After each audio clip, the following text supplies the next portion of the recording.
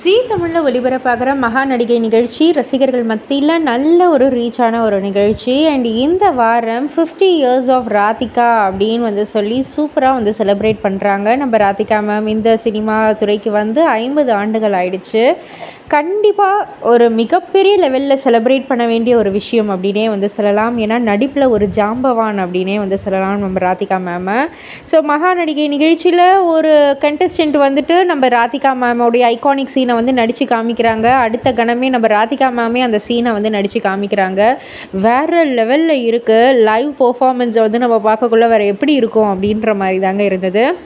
And ஒரு அழகான ஒரு சிம்மாசனத்தில் நம்ம ராதிகா மாமா உட்கார வைக்கிறாங்க.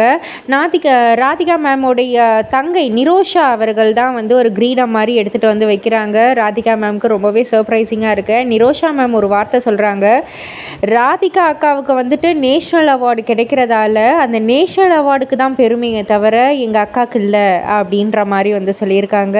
அந்த அளவுக்கு ஒரு சூப்பர் டிசர்விங் பர்சன் தான் ராதிகா மேம் அப்படின்னே சொல்லலாம்.